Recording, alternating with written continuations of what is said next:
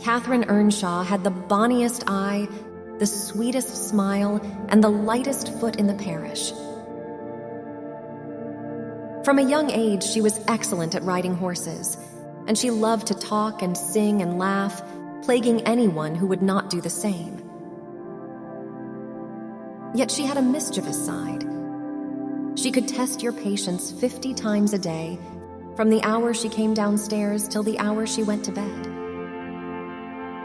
She was truly wild, wicked even, but she never really meant any harm. For when once she made you cry in good earnest, it seldom happened that she would not keep you company and oblige you to be quiet that you might comfort her. And she was very fond of Heathcliff. She would work with him and play with him in the fields. It was one of their chief amusements to run away to the moors in the morning and remain there all day.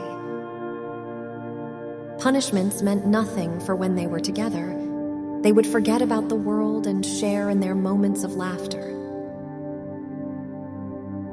When Catherine turned 15, she became queen of the countryside. She had no peer, and she did turn out a haughty, headstrong creature. Edgar Linton's visits foreshadow the woman she will become. It would degrade her to marry Heathcliff. During Heathcliff's absence, Catherine's marriage to Edgar develops into a reasonably steady way of life. But when he returns to confront her, the pressures begin in her mind. Edgar delivers an ultimatum, and it pushes her to the edge. At the tender age of 18, Catherine Earnshaw dies following the birth of her only child.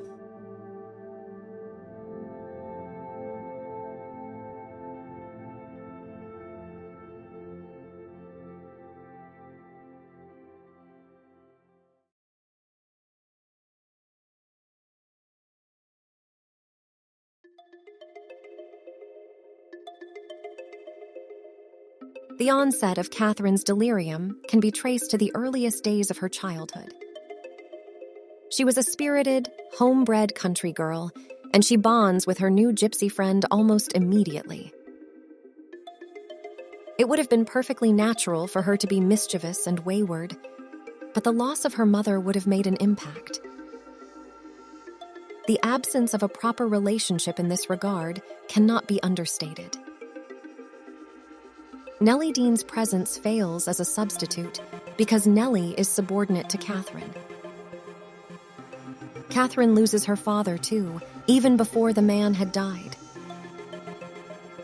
Mr. Earnshaw's age had made him susceptible to Joseph's religious tirades, which served to turn father against daughter. Mr. Earnshaw says to her one night by the fire, "Why canst thou not always be a good lass, Cathy?" She answers, "Why cannot you always be a good man, father?" It's to be noted that when she sings him to sleep, he never wakes up, and Catherine finds the emotional support she needs from Heathcliff. By the age of 15, Catherine Earnshaw's frame of mind would have been established. It would have been based on her status over the housemaid Nellie, the tedium of Joseph's severe religious methods, and the effects of her brother's abusive behavior. These negative aspects would have been tempered by the self-esteem she gained from being with Heathcliff and her developing sense of independence. Catherine's problems begin when Nellie takes note of her double character. There is cognitive conflict that is difficult to navigate. She very well understands how to conduct herself at the Heights, but she must abide by an alternate code of conduct with respect to her relationship with Edgar. The treacherousness and power of this issue is on display when Catherine's temper erupts in front of Nellie and Edgar. Nellie had already once complained of Catherine's actions towards her. It means that Catherine's able to conceptualize her place in the household hierarchy, but she doesn't know how to mediate her emotions when the more complex attributes of society come into play. For 15 years, she's been free-spirited and wildlike. Edgar's presence is there to tame her, and it's something of which she cannot make sense. She is baffled that matters do not go smooth when Edgar comes to visit. Inwardly, she knows that she can satisfy the whims of her wilder side, but she needs to confirm within herself that she can meet the requirements of a more civilized notion of life. Catherine doesn't understand why her best friend and housemates don't see this, but she solves the problem by conceding to her innermost self that being with Edgar is the more grown-up thing to do. Catherine's delirium sets in because she is not capable of accepting the consequences of making this decision. Her natural wildness of heart has not been tamed, it has been stifled. A proper English life has delivered her unto a veritable life sentence of boredom. In addition, there is loyalty, no matter the adolescence, that has been betrayed. Catherine does not have the benefit of a mother to turn to, and she views Nellie as an enemy. The sense of agency that she once believed she wielded, her so-called haughtiness, has been demolished by matters that are beyond her control. She cannot back out of her marriage, and she cannot take back what she's done to Heathcliff. We find Catherine's inability to cope with this situation come to life when she tears her pillow apart, and the down flew about like snow. And from this point, we see how stress and her refusal to eat results in a premature birth, and as well, the tragedy that is the end of her very life.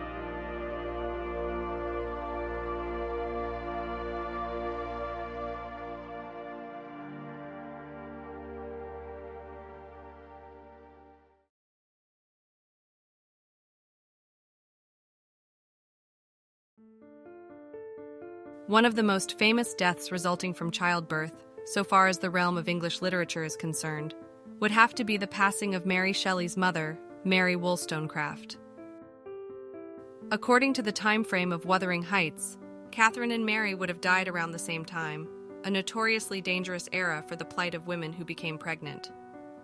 If this is the first time you've heard of Mary Wollstonecraft, she was a famous progenitor of feminism during the late 18th century. She was the author of A Vindication of the Rights of Woman, and she died 10 days after the birth of her baby. In Mary's case, her body became infected after the delivery and she died of septicemia, a condition in which the blood succumbs to infective poisoning.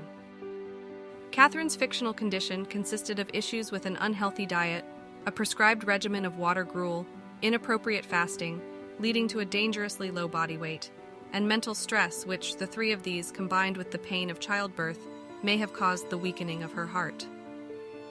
Mary and Catherine's fate are tied to the real-life situations of the day. Postpartum infections were a common and often fatal occurrence, and we know that high levels of stress can contribute to preterm birth. By Emily Brontë's time, the mortality rate for pregnant women, in a 10-year span, was 47 for every 10,000 births, which meant that approximately 31,000 women had died from childbirth in a single decade. Wuthering Heights, as a masterpiece of literature, draws attention to these troubling statistics, but it also provides us with a scenario in which we face the consequences of brushing off the complaints of someone who could be suffering from mental and physical problems that could be very serious.